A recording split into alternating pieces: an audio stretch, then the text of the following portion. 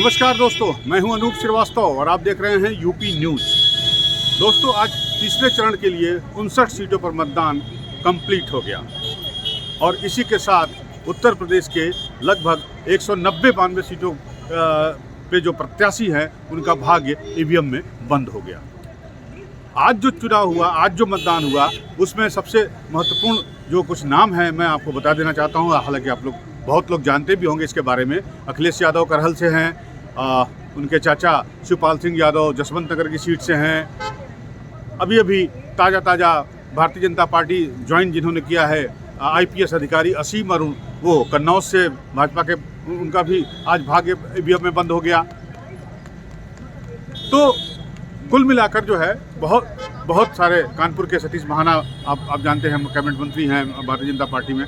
तो कुछ ये एक तरह से महत्वपूर्ण चुनाव का चरण जो है, तीसरा चरण था, वो काफ़ी महत्वपूर्ण माना जा रहा है, क्योंकि इसके पहले जो 2 चरण हुए वो तकरीबन पश्चिमी उत्तर प्रदेश में सारे जिले आते थे और जहां पर निश्चित रूप से भारतीय जनता पार्टी को उतनी सफलता इस बार नहीं मिलने वाली है, ऐसा अनुमान लगाया जा रहा है जितना उसको पिछली बार मिला था, क्योंकि किसान आंदोलन की वजह से ये बात कही जा रही है।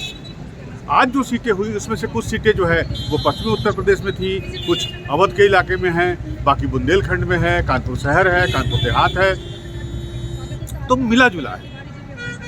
लेकिन इस जो आज का चरण हुआ है, इसमें सबसे महत्वपूर्ण बात यह है कि इसमें कम से कम 6 या 7 जिले ऐसे हैं जहां पर अखिलेश यादव की समाजवादी पार्टी का जो है वो तूती बोलती थी, उनका डंका बजता था।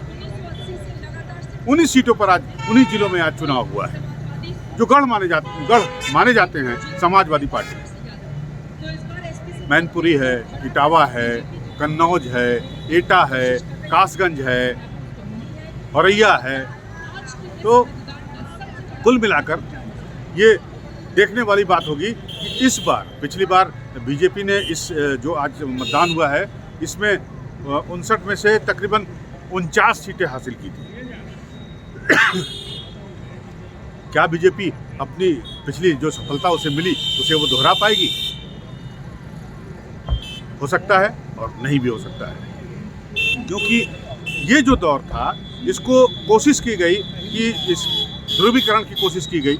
अगर पिछले बयानों को आप देखा जाए, चाहे वो समाजवादी पार्टी के मुखिया अखिलेश यादव के बयान हो या फिर या योगी मुख्यमंत्री आदित्यनाथ का बयान हो या अमित शाह, लिहाजा भारतीय जनता पार्टी ने इस पार्टिकुलर इस चरण के लिए जो है उसने अपना फोकस जो है आतंकवाद और माफियावाद, परिवारवाद, इन पे फोकस किया, क्योंकि उसे लग रहा था कि इस बार जो चुनौती है वो उतनी आसान नहीं है। इसलिए बीजेपी ने डायरेक्ट टारगेट किया अखिलेश यादव। अखिलेश यादव ने भी इसका जवाब दिया।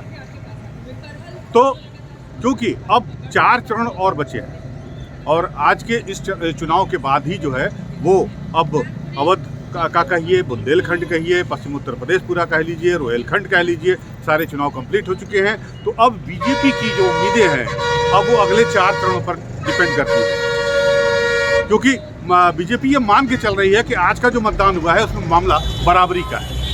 अब अगले 4 चरण जो होने वाले हैं उसमें जो बाजी मारेगा सत्ता लखनऊ की, उसे ही मिलेगी। एक कल चुनाव प्रचार समाप्त हुआ था परसों, और परसों जब शाम को चुनाव प्रचार समाप्त हुआ तो लखनऊ में भारतीय जनता पार्टी के ऑफिस में जो लखनऊ के बड़े बीजेपी के जो बड़े नेता हैं वो इकट्ठा हुए और सब एक मंत्रणा हुई, ज़बरदस्त मंत्रणा हुई। बताया जाता है कि अमित शाह भी उसमें शामिल थे और सारे दिग्गज नेता जो उत्तर प्रदेश के हैं और उत्तर प्रदेश के बाहर के वो भी शामिल थे। और ये तय हुआ कि अब बीजेपी अपनी पूरी ताकत जो है वो अगले 4 चरणों में लगाएगी और समझा जा रहा है कि इसके लिए प्रधानमंत्री नरेंद्र मोदी खुद जो है वो काशी में प्रवास करेंगे, योगी आदित्यनाथ जो है वो गोरखपुर में प्रवास करेंगे, सारे बड़े नेता जो है वो पूरी ताकत, अमित शाह मौजूद रहेंगे, जेपी नड्डा मौजूद रहेंगे, राजनाथ सिंह तो खैर है ही हैं। तो अब बीजेपी की पूरा फोकस बीजेपी का इस बात पर है कि किस तरह से ये जो अगले 4 चरण हैं इनमें जो है अपनी एज बनाई जाए। और इसीलिए परसों जब सज़ा का ऐलान हुआ, अहमदाबाद ब्लास्ट के आरोपियों के ऊपर को जो सज़ा सुनाई गई, उसमें संजरपुर के एक व्यक्ति का भी नाम आया था। हालांकि मैं नाम नहीं लूँगा, लेकिन उसको भी जोड़ा गया क्योंकि जो जिस व्यक्ति को सज़ा हुई है उसके पिता का संबंध, बीजेपी का आरोप है कि उसके पिता के संबंध जो है वो समाजवादी पार्टी से है। यानी संजरपुर एक बार फिर से चर्चा में आ गया जब पूर्वांचल के चुनाव नज़दीक आ रहे हैं। पूर्वांचल में जो चुनाव होने वाले हैं वो नज़दीक आ रहे हैं।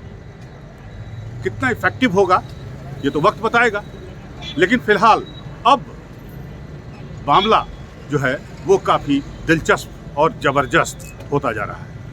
आप देखते रहिए यूपी न्यूज़, हम आपको बताते रहेंगे। इसे लाइक करिए, सब्सक्राइब करिए, कमेंट करिए, मैं आपके कमेंट का जवाब दूंगा। धन्यवाद, नमस्कार, शुभ रात्रि।